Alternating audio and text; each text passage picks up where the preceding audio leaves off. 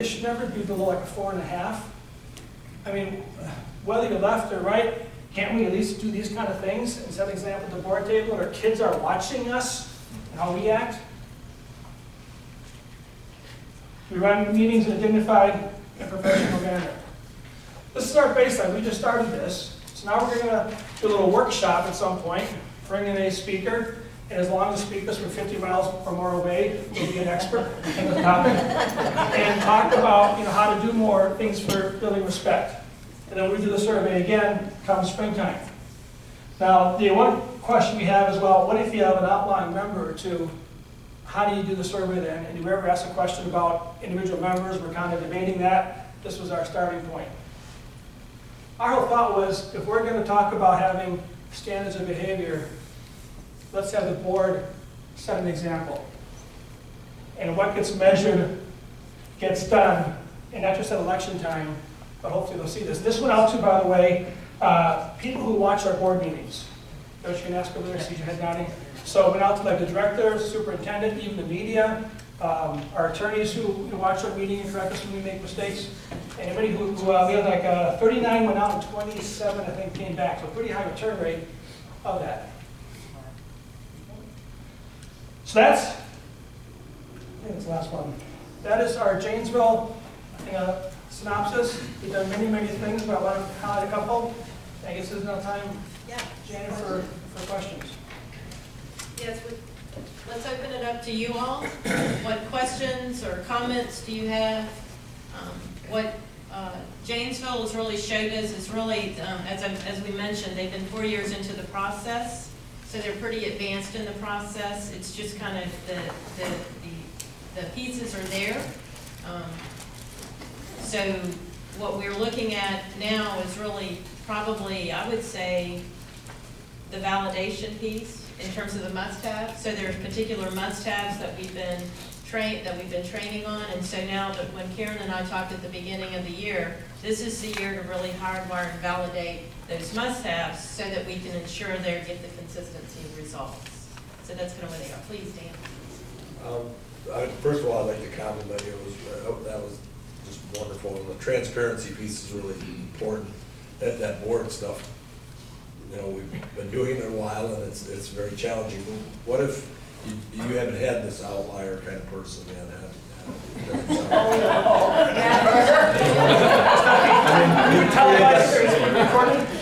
You create that culture that you want people to buy into. How often do you meet? I mean, do you start the year out? I mean, it seems to be a problem.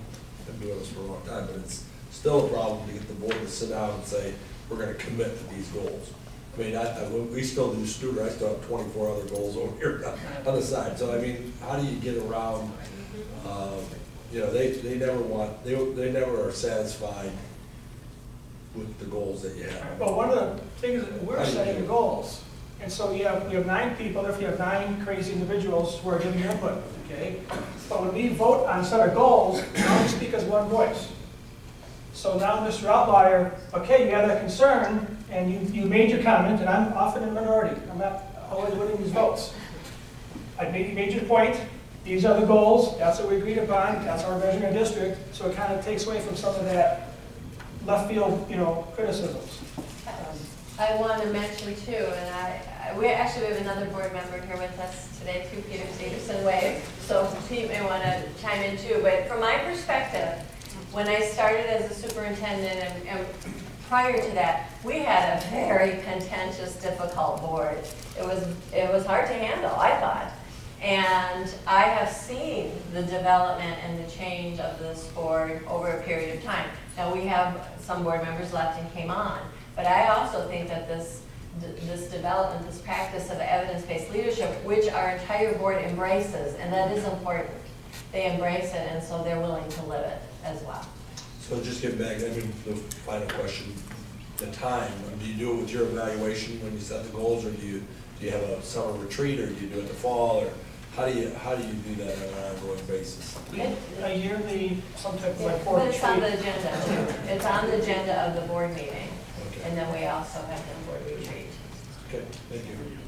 And it doesn't mean we always agree still. We still have very different viewpoints. Yeah. The point is, let's do it in a way that, accomplish these goals. Yeah, Jamie.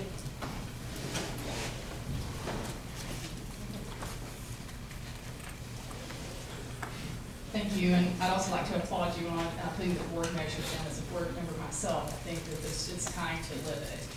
Can you tell me who completes the survey for the board members? We send it out to those who watch meetings at this point. So those who watch the board function, you talk about the board, how well we're doing. Mm-hmm. So people who ever watch the board meetings, those at the table, those in the audience who always come. So we identify who's always here, give them a survey, please fill it out anonymously. It was done through SurveyMonkey, and that's how we did that. So that would include my cabinet members are always there, I'm always there, our attorney, our Some security principals. person, our principals, media is always Community there. members that regularly attend? Yep, people there are always there. Right. I mean, we probably could do a broader look at some point because we're televised. So we know there are people that are watching or looking via the internet as well. So that's probably something in the future we could do. Great job. And from the great state of Wisconsin, Dr. fans all around.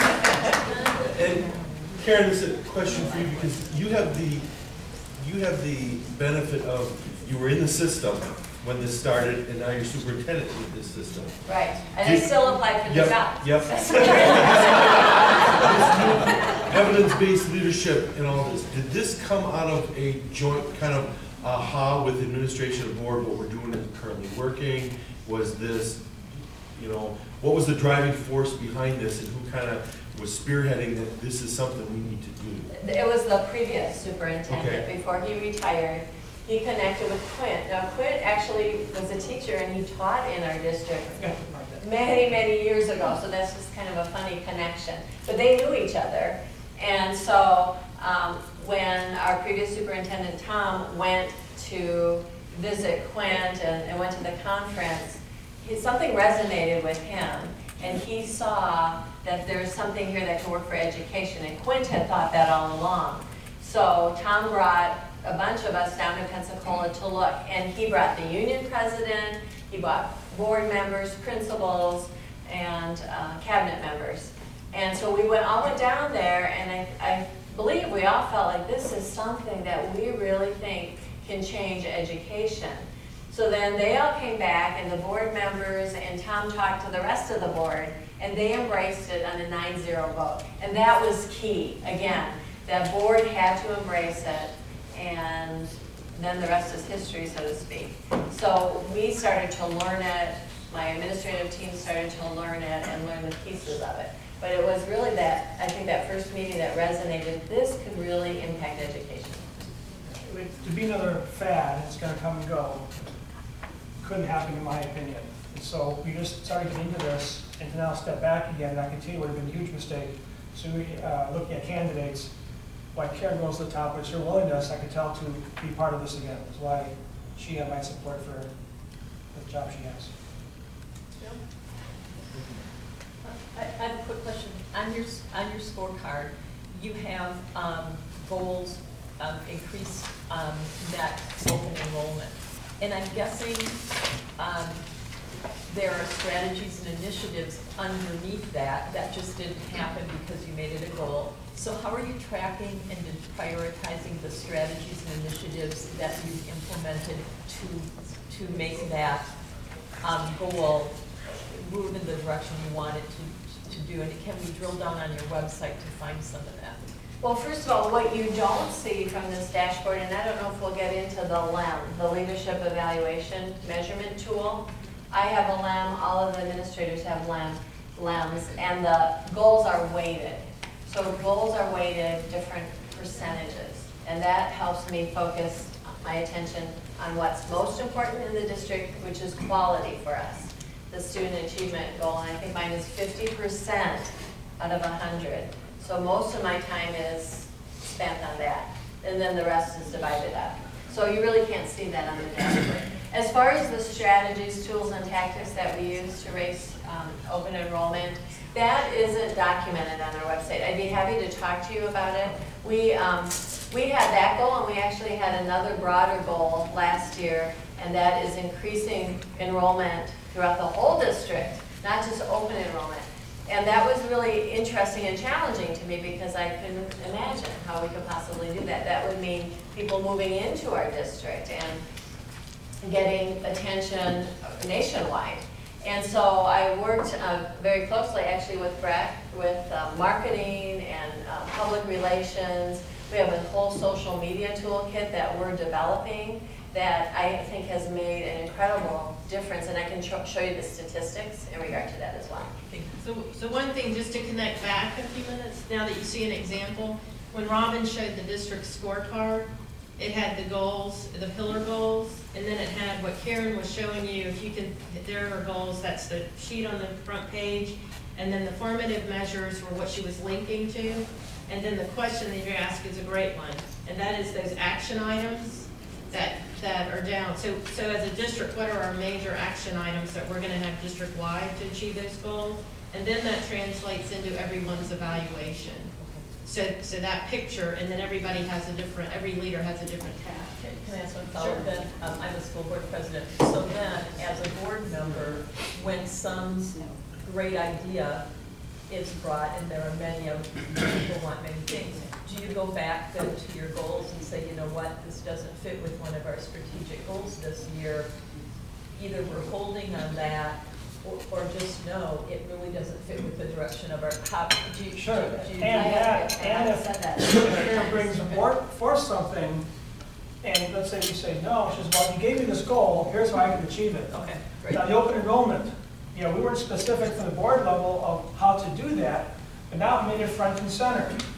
So since it's part of Karen's evaluation, she went to her principal saying, okay, why are some people leaving the district? Let's look at that.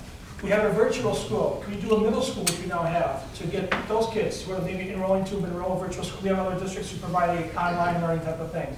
So finding ways we can stop some of the outflow and get more of the inflow, and it became in front and center because now the goal was actually there for all to see, and we agreed on it. So you see that alignment, that's the responsibility as the board to make sure we're focusing on what we said was key. If there's a disagreement, go back to the goals, and here's what we're about this year. Does it match that or not? And I'm not shy about asking the board for help. We really do have a talented board with many different kinds of people on the board and various talents. And so if I don't know how to do something, like I didn't know a lot about marketing or social media, I go to the board members that have already done it in their businesses or their occupations and ask them if they can help me, and they've been more than generous with their time. Thank you. I work with new superintendents, and this is really a philosophical question, and as a former superintendent, I can appreciate this too. Is boards say, the evaluation, we want to make sure that we're demonstrating we're supporting the superintendent. And in the state of Kentucky, they get wrapped like a pretzel to write this evaluation that says, we like this person. And I guess I'm trying to ask is, how do you go from doing it that way to being transparent, to be measurable? I'm probably not articulating. It's fearful. It is really fearful for the superintendent and the board to say, this is where we are. And I guess I'm just asking, how do you move from, and I'll use this term, protecting the superintendent to a performance review or evaluation that you all are doing now? Well, first of all, I don't want the board to like me. I want them to, I mean, it's nice, I see on the cake. But I want them to value my work. I want credit for the work that I do, because it's a very slippery slope if you're going on personality. Obviously, you know that. And, you know, Bill so wisely told me when I was early on in my career, there will always be a board member that's probably not happy with you unless it's a 9-0 vote.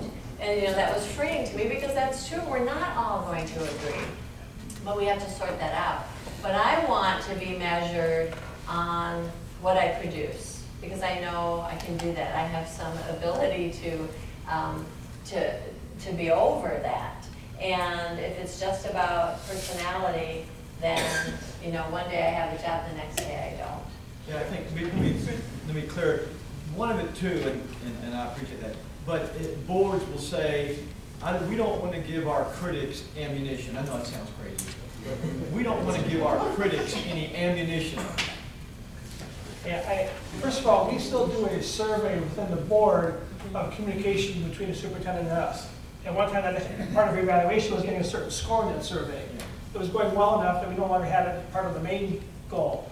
But again, I think it's the opposite, that people, if they see it's all out there, here's what we're doing, we're not hiding things, we call our own mistakes like on the golf course, and we're going to fix them. That gets much better response if we say, hey, we missed this goal, here's how we're going to fix it.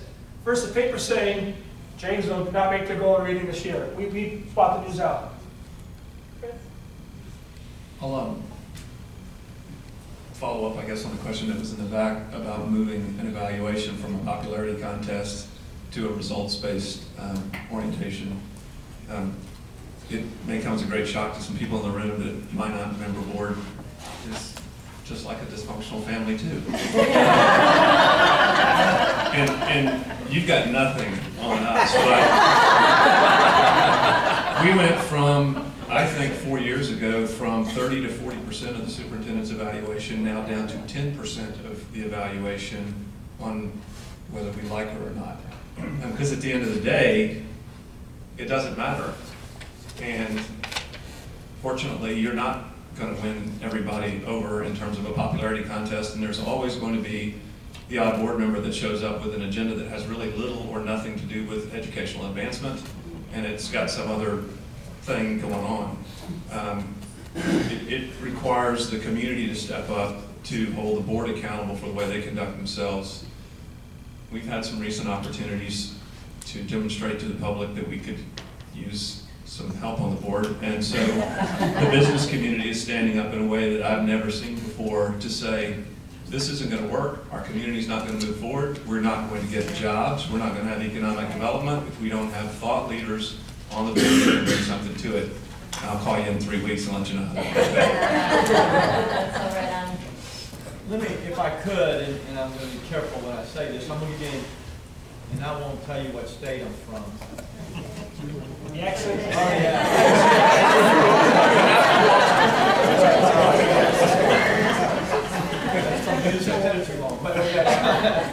But boards of education, there's board members in here, have a governance responsibility. And in the paper yesterday in Kentucky, there's 3 districts that are being audited. And at the end of the day, the things that went on in those districts, it really shows a lack of responsibility and governance on the Board of Education because they weren't approving or disapproving anything. And I just use that as a, I guess, board to say we really can't move to this. The opposite is what happens. And it's really sad as a former school superintendent when this hits the paper of some, and I use the term, fraud at a level that gives our naysayers some real ammunition, and it's unfortunate. So I just bring that up, and I think that's, I think boards of education are kidding themselves if things are going to stay the same. Roger? Just a question for the principals of Janesville. What does this mean for you and your parents, and how does it change how you do business at the school?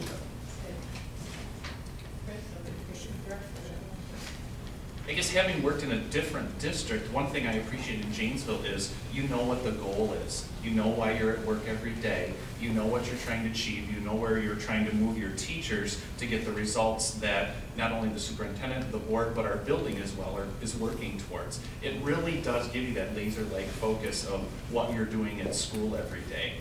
You know, having worked in other places where there wasn't an evidence focus, we had goals, like Bill said.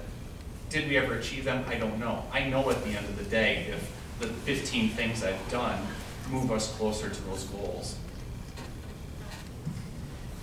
I guess I would just echo some of what he said. It creates a whole lot of alignment through the entire system. So not only for myself and my assistant principals, but teachers know what we're working on. It aligns with our school improvement goals. Everything suddenly now is moving in one direction. Whereas before, I'm not sure that we connected those dots for people within our organization. They had things they were doing in pockets, but I don't know that they saw how it all came together, and I think they do now. You know, and we talked a lot about transparency, and certainly that's true at our level as well. I talk with my PTO about my scores, about my strengths and weaknesses. I ask them for input about what I can include in my action plan to make improvements in those areas. And we're not only looking at our employee satisfaction and our parent satisfaction, but also our students. And at our level, that's very important. And so, you know, we just rolled out our data from last spring, and we're sort of triangulating that data and looking for patterns or trends in what we're seeing from those 3 different groups. And again, we stand in front of our staff and we put those numbers out there, and we talk about what we're doing well and what's not going well. So I guess that's how that changes day-to-day operations. Do you have a student survey? We do.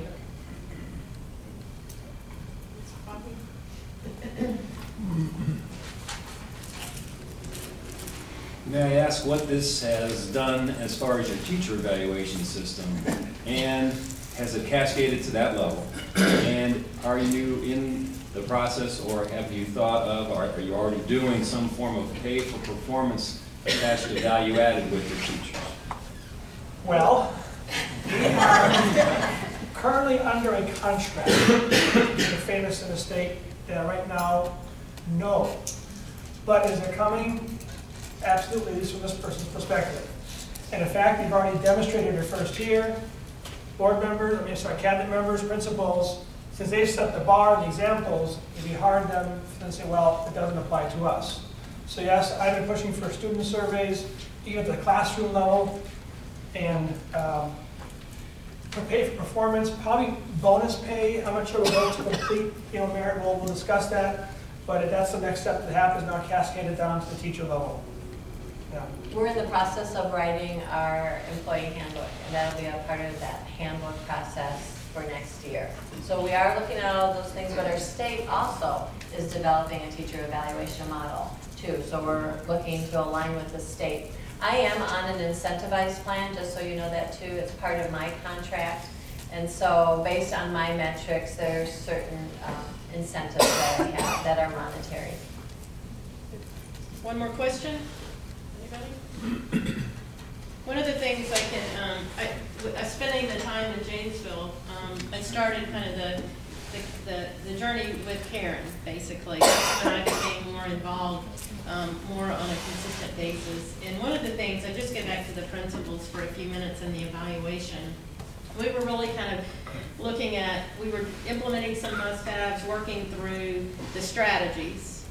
And at some point, we were seeing a little bit of increase, but we knew that we had to move forward in Janesville with the leader evaluations.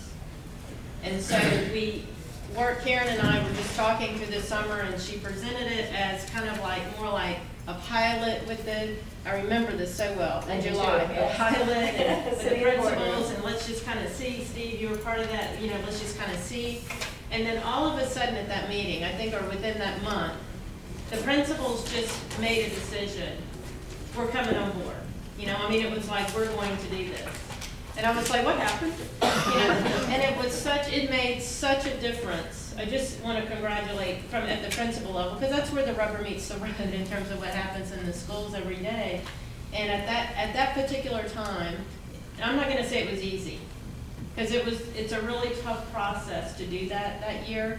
But then the next year, I went in, and then the next year I went in, and now it's not even part of a conversation of this is difficult. It's just part of the culture. It's hard, it's always hard to do, but leadership is hard. But it's just part of the culture of what we do.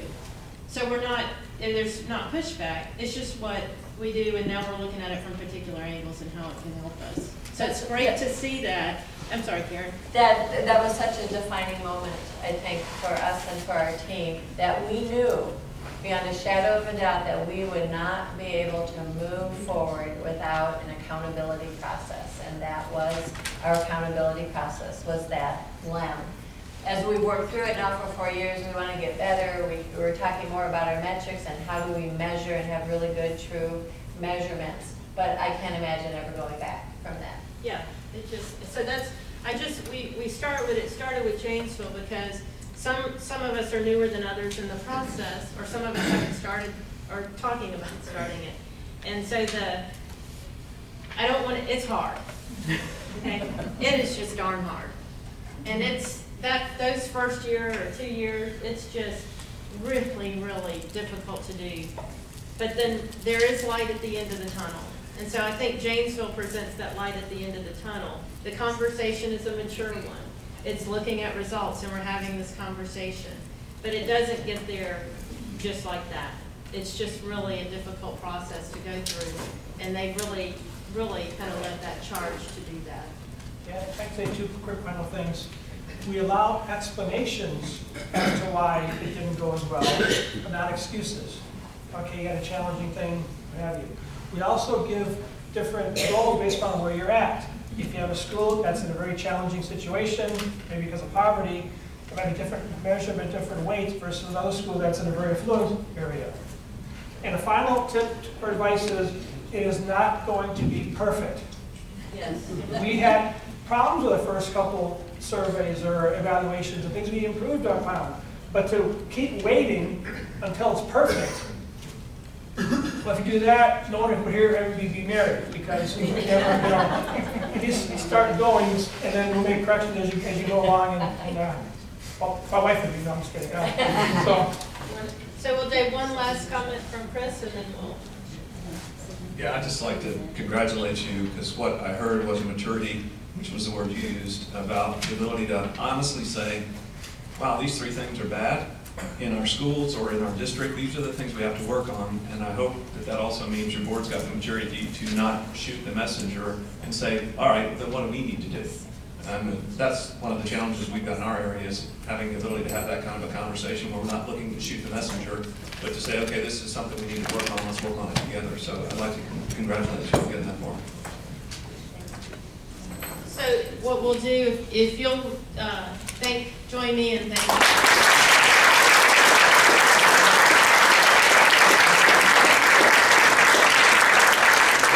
It's about 10 till 10. Let's take about a 15-minute break. So we'll come back about 5 after 10, and then we'll switch to Mr. Ross.